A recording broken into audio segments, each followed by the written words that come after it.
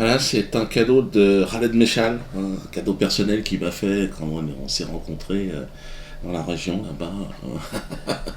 Cette écharpe du Hamas, fiers combattants du Hamas qui sont eux aux portes évidemment de l'enfer.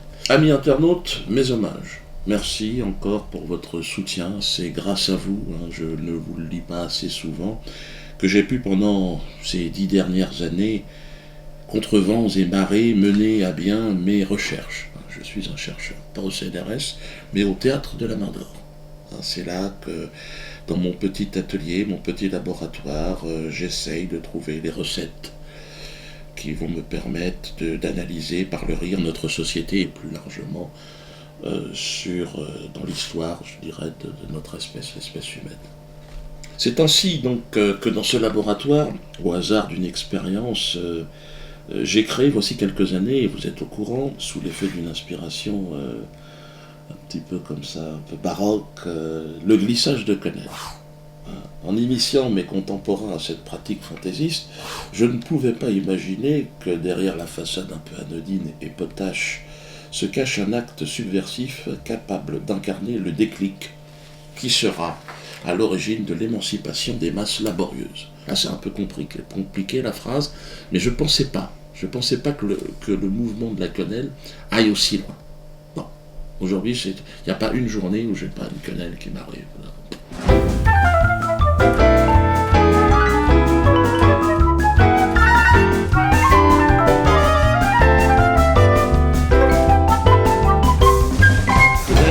Quenelle dans le fion du système.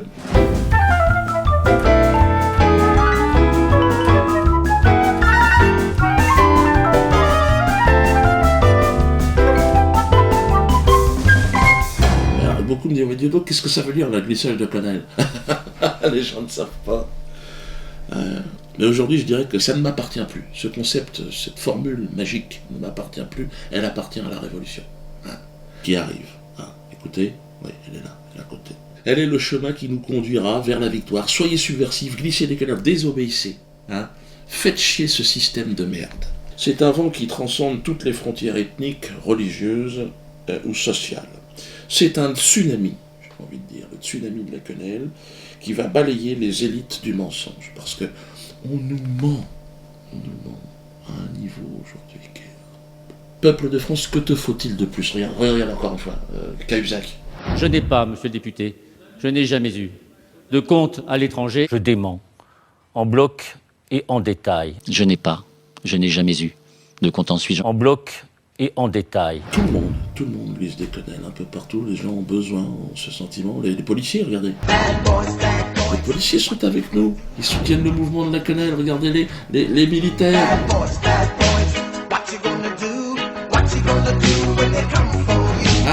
On en est presque à rêver qu'on aurait un coup d'État bientôt. Beaucoup me disent, ouais, ça serait bien qu'il y ait un coup d'État. Ça, c'est à ceux qui sont spécialisés là-dedans de le faire. À l'armée, aux policiers, il y en a plein qui sont énervés aujourd'hui. Allez-y les gars, on est derrière, le peuple vous suivra, faites un coup d'État. Vous pouvez installer n'importe qui au pouvoir, ce sera mieux que ceux qui sont là. N'importe qui, n'importe quel clochard ou mec qui traîne dans les bas-fonds d'une prison sera plus digne d'incarner cette fonction. Avec l'armée devant et le peuple derrière. Ouais, on est libéré, ouais. Et la presse, certainement comme en Égypte, dira ouais, le peuple a repris le chemin de la liberté, c'est le printemps français.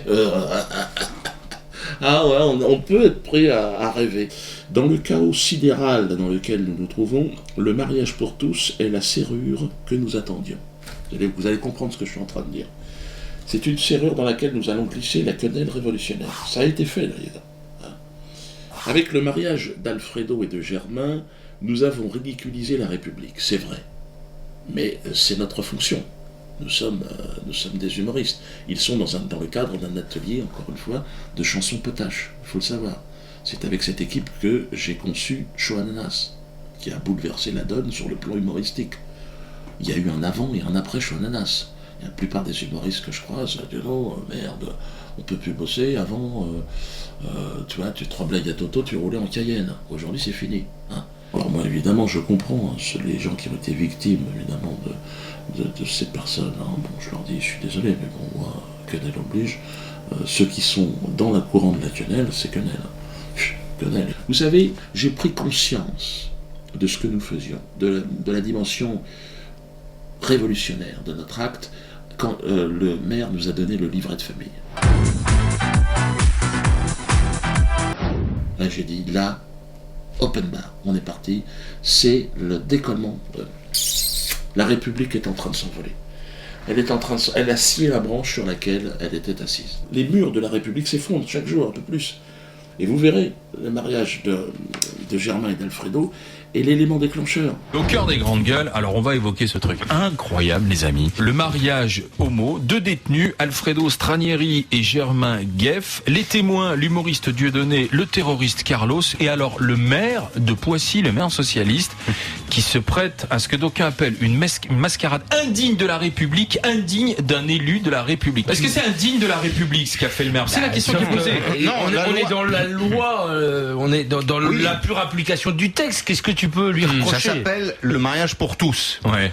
Ils sont des citoyens, ils n'ont pas perdu leurs droits civils, ceux qui sont en prison. Moi, j'ai toujours considéré que cette loi n'aurait pas dû être votée. Mais bon, elle a été votée par les élus de la République. Est-ce que, d'ailleurs, on interdirait à un homme et une femme de se marier en prison? La réponse, c'est non. Est-ce qu'on interdirait un baptême en prison, y compris un baptême tardif pour un grand criminel? Non, attends, le maire, il a fait son boulot, le pauvre vieux. Attends, le maire de Poissy, on va quand même pas charger ce type-là. On est dans une situation où la société est prise en otage par 2-3 crétins, un ancien terroriste, un humoriste...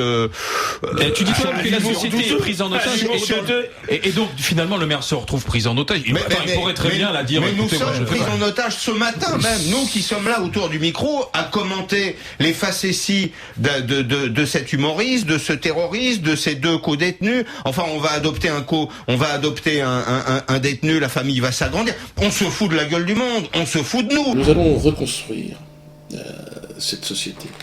Petit à petit, parce que ça va être le grand bordel pendant un certain temps. Comme diraient les Kanaks, bon, on verra après. Certainement, ça sera pas mieux après qu'avant la Révolution, mais ce sera plus digeste, pour moi. Parce que les Kanaks considèrent qu'on est une moisissure sur la Terre, l'espèce humaine. Et c'est vrai que plus j'avance dans l'âge, plus je me dis, on a quand même bien tout foiré, tout dégueulassé. On me reproche aussi, ces derniers temps, d'avoir rapproché des extrêmes. Oui, Biodot, t'as rencontré des nazis, l'extrême droite, t'as rencontré l'extrême gauche, l'extrême religieux, l'extrême con. Oui, peut-être, j'ai rencontré. Mais la vérité n'est-elle pas extrême? La vérité est insupportable. Elle est extrême, toujours. C'est pour ça que quand je dis, moi je suis contre le UMP et l'UPS. Le mensonge se modère, pas la vérité. Vous comprenez ce que je suis en train de dire? Signer la pétition contre la LICRA, qui est la tumeur cancéreuse de la problématique. Il faut faire exploser cette tumeur, donc de manière légale, évidemment, donc par une pétition. Et par la pétition, plus nous serons nombreux, on est déjà à 20 000. Je ne sais pas si vous imaginez, 20 000 personnes qui demandent la dissolution. C'est bien, de cette organisation qui est vraiment, vraiment extrêmement néfaste. Donc, merci à vous, à très bientôt, et vive la France.